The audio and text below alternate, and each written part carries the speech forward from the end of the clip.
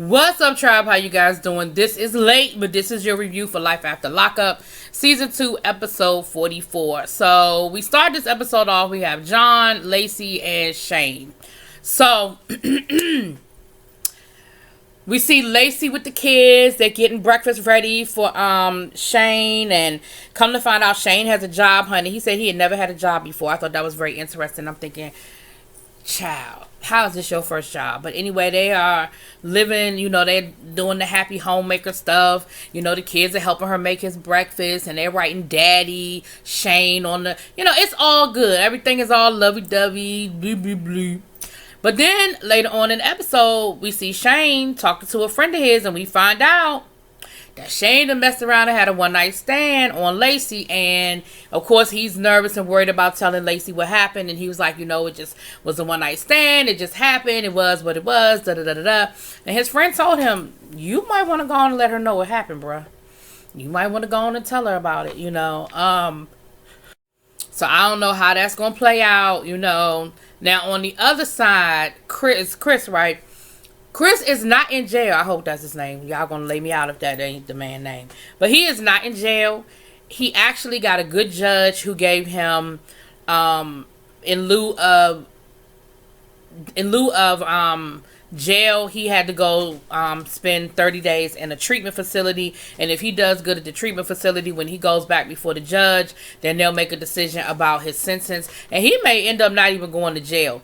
So Lacey was thinking that everything was everything between her and between Chris, that he was out of the picture, and he might still be around because it seems like he's doing pretty good in his treatment. And he said that the whole situation with Lacey sort of contributed to his spiral, him spiraling out of control, her marrying, Shane and all of that, and how that whole thing went down.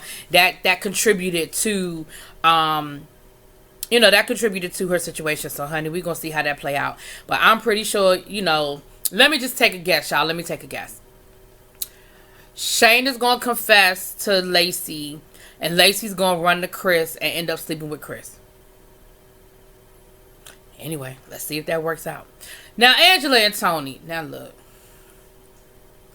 Angela said that, Tony had been sleeping in the car, but she let him in the house. She started feeling sorry for him, so now he's back in the house, but they still not together. So then she's having this conversation with him, and she's giving him the whole, well, why did you feel the need to cheat on me? I don't understand why you did that. I don't understand this. I don't understand that. And they end up having this conversation where she basically is like, well, if we're going to get back together, if we're going to make this work, then there's going to have to be some rules in place. And she proceeds to actually write out rules for him. And the rules were stuff like, come straight home from work, no drugs, no prostitutes. See, if you have to write a list for your boyfriend that includes no prostitutes, if he has to be reminded that that is a rule,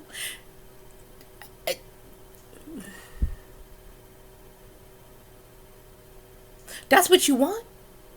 You have to be reminded that you can't be with a prostitute. That's what we're doing now? Child. Anyway. And let's be clear. Tony is just there so he don't get violated. Tony could care. I really feel like Tony could care less about this woman. I don't think he hates her, but I think he could care less. He is so unconcerned. He is so unbothered by this. He is just like, I'll do whatever you want me to do. I'll say whatever you want me to say, just so long as you don't tell my parole officer that I don't live here no more. Like, I feel like he just did so he won't get fined. You know what I mean? But she proceeds to write this list out, and he is sitting there looking like, yeah, all right. And I get to check your phone whenever I feel like it. Now, mind you, she knows how to get in his phone without his permission. That's how this whole thing started to begin with. But I guess she wants the power of being able to log into his phone whenever she feel like logging into his phone. And she gonna ask him for his password. He gonna give her the wrong password right then and there. She said, so that's how we starting off? We starting off with a lie? And then his password was like 22222. Then come to find out it was 3. Oh, so it was, you made it more complicated. It was 33333. Child. Yeah. These people crack me up. Oh my gosh, they crack me up. So then, and like I said, Tony was like, yeah, I'm just here so I won't get fined, child. Anyway. Then we got Andrea and Lamar. Now look. This week y'all gonna have to help me out, okay? for y'all people, and y'all been doing a good job. Again, I appreciate it. Y'all been doing a good job of letting me know who's who and what is what in this whole story. Is something wrong with Andrea? Like, no, seriously, is something wrong with this woman? Don't tell me because she Mormon, because that don't mean nothing. Don't tell me because she live in Utah, because that don't mean nothing either. Is something wrong with this woman? So we see where she's, on her mind, she's upset about the fact that she needs to let Lamar know that she'd have told all her girlfriends about the fact that they conceived the child while he was in jail illegally. Now, first of all, there are a couple of things. I don't give a damn if the statute of limitations is up or not. There's just some things I'm just not going to say publicly on a national television program. I'm not getting ready to sit here and admit that I bribed the guards to let me go into a utility closet and have sex with my man in jail. I'm not saying I wouldn't do it. I'm saying I wouldn't admit on TV that that's what I did. Y'all understand what I'm saying? She told me something, well, he's on probation, so it don't matter anymore. Legally, maybe not. But my thing is, what about the next couple? Now they're going to lock down that prison and you messing it up for everybody. You feel what I'm saying? Anyway, so he was like, so you told all your friends? Like, why would you do that? And she gave him some cock and bull story about, it just happened. And he was like, well, at the end of the day, I really don't care. Like, I love her, I'm okay with everybody knowing that that's my child. Like, I'm cool with that. Like, I'm really not mad about it. But at this point, we need to let the kids know, because now that your friends know, they need to hear from us before it becomes gossip or they get it from the back door or whatever. Now, also, let's be clear. They still not sleeping in the same bed. Like, not only are they not having sex, she ain't even letting the man in the bedroom. How y'all gonna work on a marriage if there's no intimacy? And again, marriage is all of the above. You can't pick and choose what parts of marriage you want. You can't say, well, I want you to move to Utah and I want you here, but I'm not willing to work on whatever else we have going on in our marriage. I'm sorry.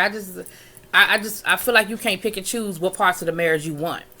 And, I get it that he left you. And like I said, I don't know all that happened before this, but I get it that, he left you and he went back to LA. I get it that y'all haven't been living together, but if you're really trying to make this work, you need to make the whole thing work.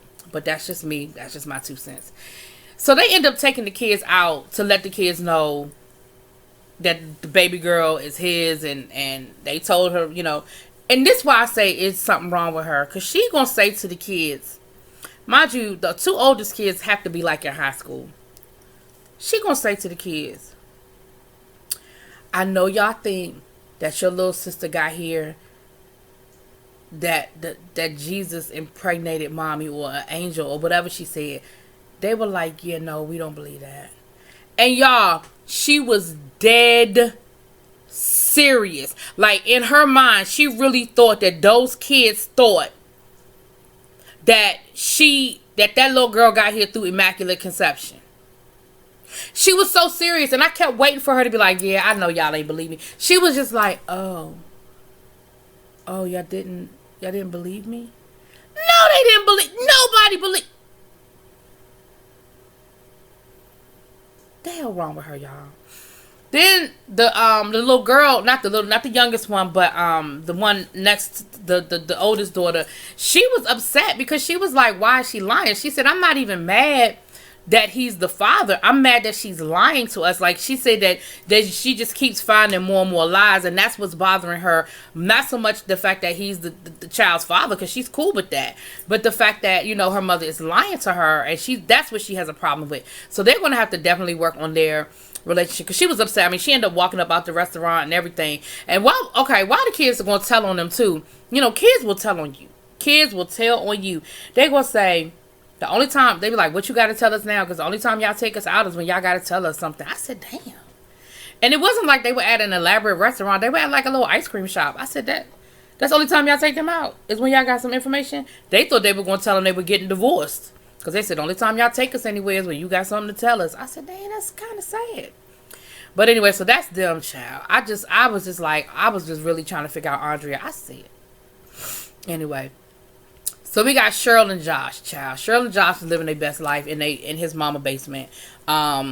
Of course, Cheryl and the mama don't get along. They don't see it for each other. She wants to get out of there as soon as possible. But her thing is, it's going to be hard for us to get a place because of his record. Like, he's a thief. And, you know, it's going to be hard for us to get approved for an apartment with his record.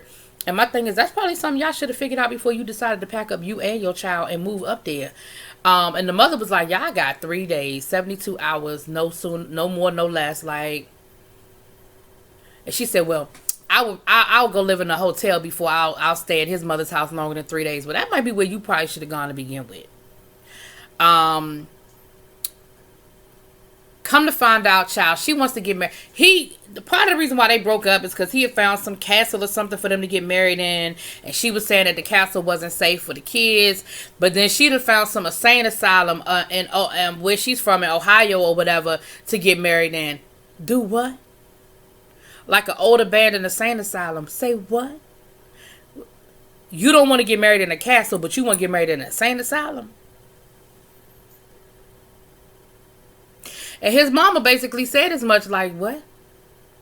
And the mother, don't get me wrong, the mama ain't innocent. She be making her little comments and her little jabs or whatever. And then later on in the episode, come to find out, we could hear them arguing, but the cameras were actually outside with Shane, and he was sort of talking about, you know, them, because then we saw them getting ready to have sex, and I could care less about that. And it's really, I really wish I never saw it, if you want no truth of the matter. But then we get into oh, I'm sorry. So they were talking to Shane or whatever. I'm trying to remember. I lost my train of thought. They were talking to Shane or whatever. And while they were talking to Shane outside, on the inside, something went down between Cheryl and the mama. And Cheryl come running out talking about something. I'm done. She just hit me. She hit me. Now, I don't know if the mama put her hands on Cheryl or not, child. I don't know if that's what really went down. But we'll see, honey. We will see. So that was kind of what went down with them. But I don't know. Like I said, they ain't had the camera. You could hear the argument though, because they had their mic packs on. So I don't know, child. That's how you know it's real, when it take place away from the cameras, honey. You know it's real. Now we have Tracy and what's this dude name? What's his name? Anyway, Tracy boyfriend. He trying to get Tracy out of jail. He said, I know my parents think that it's crazy for me to try to get her out of jail, but I love her. That's my wife, blah, blah, blah. He goes to talk to the lawyer, and the lawyer was like, yeah, look, this ain't looking good. It'll be, I think her bond is set at $5,000, and of course, he ain't got $5,000. And the lawyer tells him, even if you bond her out, it'll be like her being on probation, which means any violation, she can't fail a drug test. She can't fail an alcohol test. She can't get caught jaywalking. Not only will she be violated, but you're going to lose your money. And he said, you know, her case is really serious. He said, even if I could get her off, which, you know, he's saying it'll be a lot for him to maneuver to get her off on these charges. He said, if she were to get violated, she going to jail for a long time. So he was like, I need you to think long and hard about this situation, and I need you to make it very clear to her how serious the situation is, because it's gonna be it'll be a bad situation. So anyway, Michael, Sarah, and Megan, child. Let's go and talk about Michael, Sarah. I guess it's really Megan. I saw a lie with Megan. Megan said she done with Michael, child. I don't know what's going on with them, but anyway, Megan wasn't really in this episode, but Michael and Sarah, child. So Sarah is like, yeah, I'm done. She going over the phone bill. She's seeing all these phone calls that he's making to all these other women that don't include her or her kids. So she calls him and she basically lays him out. And she's like, no, actually at the beginning of this episode, I think I might have missed that part. Was that this episode or last week's episode? I think it was this week's episode. See, I'm a week behind, so I got to remember. Anyway, we see him talking to his sister. And his sister got more sense than all of them. But the sister basically is telling him, you know, why are you still messing with Megan? And why are you not being a better father to your kids? And she was like, you know what it was like for us. You know what it's like growing up without a father. And you need to do what you got to do to be there for your kids. I'm going to be there for my child. I'm going to be there for my kids. And I'm just like, yeah, okay. All right, so, but the sister actually seemed like she got a little bit of sense. But anyway. So now we see Sarah calling Michael. And he's sitting there with his mother, and, you know, she's laying him out, telling him she gonna cut the phone off. Like, you don't even find time to come and see your children, where you been? And he was like, I was in Texas. Oh, so you have time to go visit Megan, but you haven't made time to come and see your kids. She was like, I'm just done with it. I'm over it. Basically, she was like, you ain't a shit dad. You ain't shit dad, excuse me. And I'm done with it. And I'm cutting this phone off since you're not using it for the purpose that it was intended. And it is what it is. So then he was like, I'm coming to New York. I'm coming to New York. She was like, when? I'm coming soon. I'll be down there. I'm coming soon. Now, he's saying all this in front of his mother, right? But then he goes outside to make another phone call.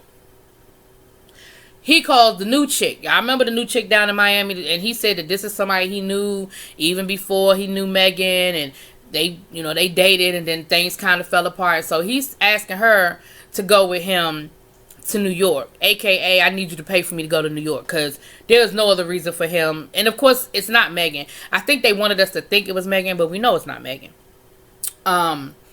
AKA, I need you to pay for me to get to New York. Because there's no other reason. Why would you bring another woman into already a volatile situation with you and your ex-wife?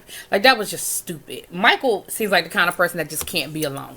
You know what I mean? He just can't be alone. And he doesn't care what type of carnage he creates in the interim. You know what I'm saying? Anyway, child. So, we see at the end of this episode, he's in the car holding hands with another woman, but they got her face blocked off. But we can tell it ain't Megan by the voice, and they're in New York, honey. So I can, and again, I'm a week behind, so this episode, I can only imagine what happened, child. But Michael, you ain't shit. Anyway, y'all, that was this episode. Let me know what y'all think. Drop it in them comments. Peace.